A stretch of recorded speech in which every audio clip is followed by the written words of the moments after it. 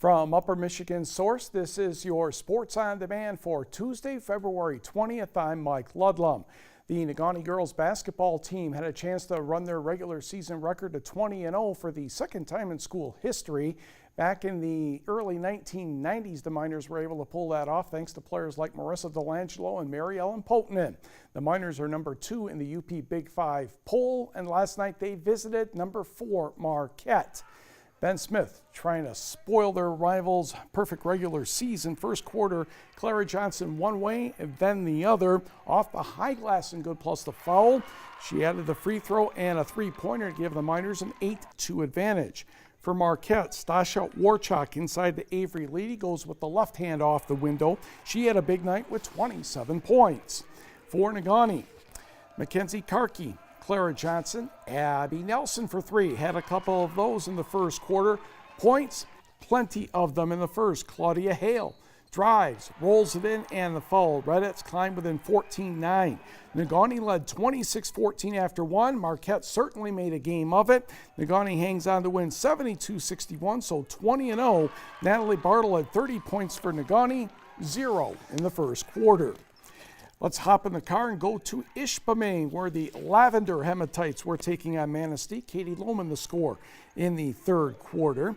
For the Emeralds, Jocelyn Muth to Emily McDaniel, and X marks the spot on the high arcing jumper. Ishpeming up 43-37 after 3 quarters to the fourth. Mariah Bertucci, the shot is good. And Manistee was just limited to 1 basket in the fourth quarter. The Hematites pick up the victory, 52-39. On the high school scoreboard, not a lot to tell you from the girls. A lot of games being made up on Wednesday, including Gwynn and Iron Mountain. Kingsford defeated Gladstone 51-41. We're pretty sure Wakefield and Waters Meet did not play. Norway and Superior Central will try again on Wednesday.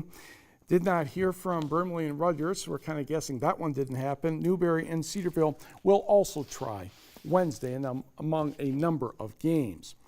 To the boys, number 4 Munising visiting North Central. Mustang's second game in 2 nights. Lucas Dombrowski of the Jets flies to the basket, puts it up and in.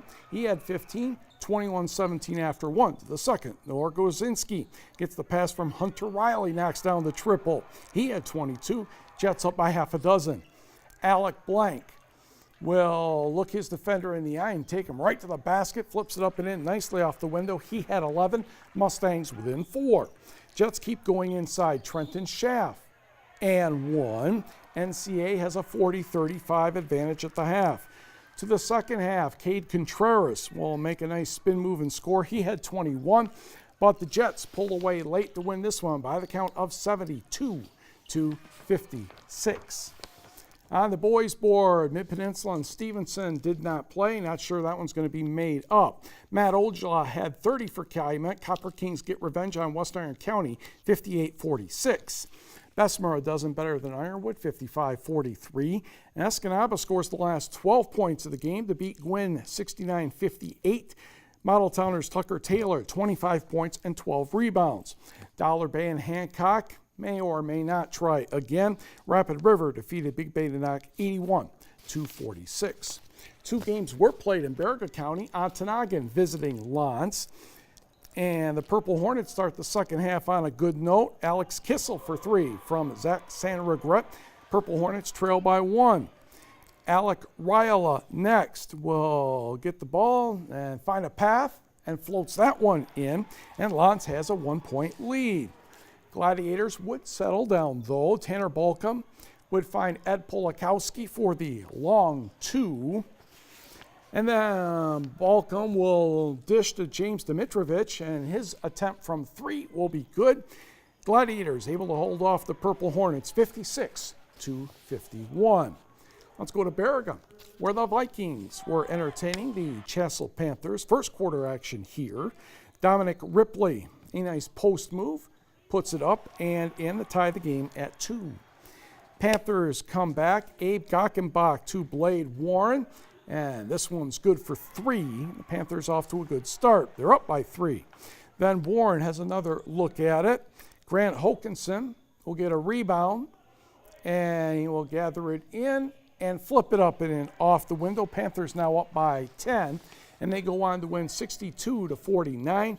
Abe Gackenbach 25 for the Panthers. On the high school hockey scoreboard, Calumet defeated Escanaba 9-1. Houghton Mercy Jefferson 2 periods 8-0. And it was Marquette defeating Negaunee by the score of 8-1. The latest UP high school basketball polls show the top teams are holding their own, but as usual, there's still movement in other areas.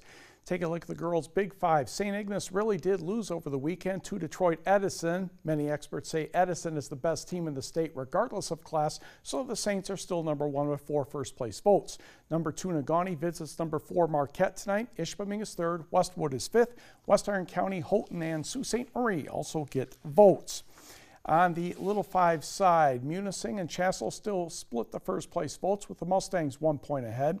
Bark River Harris is 3rd, followed by Cedarville and Ewan Trout Creek. And again, the voting does not include what happened on Monday.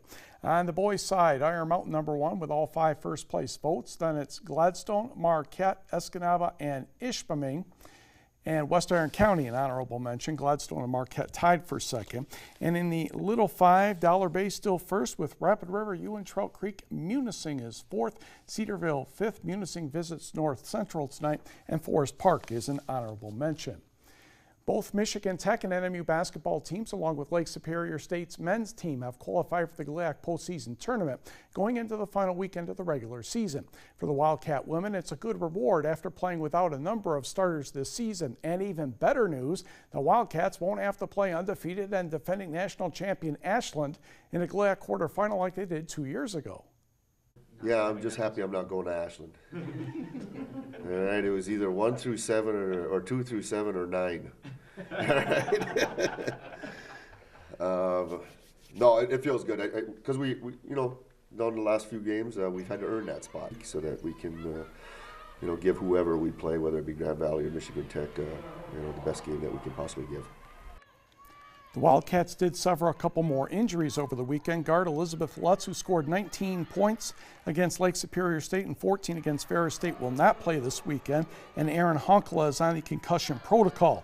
Matson says Honkala could play Saturday against Wayne State, but not Thursday in Devonport. Meanwhile, 17th ranked Michigan Tech were listed 4th in last week's Midwest Regional rankings. The top 8 teams qualify for the NCAA tournament in Division II. And NMU's track and field junior SHAYLA HUEBNER of Marquette has been named the GLIAC Track Athlete of the Week. She took the top spot in the 800-meter run over the weekend at the Wisconsin Oshkosh Titan Challenge. A Finlandia hockey player has been named Northern Collegiate Hockey Association Defensive Player of the Week. Sophomore Anna Smitty won the award for the first time in her career, and the second time a Lion has been recognized this year. She had a strong performance in helping Finlandia sweep Aurora. She gave up 1 goal and had 55 saves. That's good for a .982 saves percentage, and she only allowed 1 goal in 11 power play opportunities. The Upper Peninsula swimming and diving coaches have announced their top athletes of the year. Gladstone won the girls' team title. Houghton captured the boys. The female athlete is Sault Ste. Marie freshman Aaliyah Robertson. She won the 100 fly in 59.27 seconds. That broke a UP finals record by 2.5 seconds. And she also, in the 100 breaststroke, won in a time of 1 minute, 6.31 seconds, breaking another one of Jenny Lofna's records from 1994. Lofna, a very good swimmer from Marquette. Male athlete also went to a Blue Devil. Senior Levi Olson won the 50 freestyle in 22.2, and he had a UP Finals record-breaking time of 48.55 in the 100 freestyle. Coach of the Year is Gladstone's Tom Deasy. His team placed first in the final with only 13 girls and 0 divers, but they placed at least 1 person in every event. UP Gymnastics finals took place last night in Negaunee. The Superior 7, a team from the Copper Country, won by a little more than a point over Negaunee, and Marquette was 3rd. In the all-around, Hattie Katzenberger of Marquette was the winner with a score of 33.8.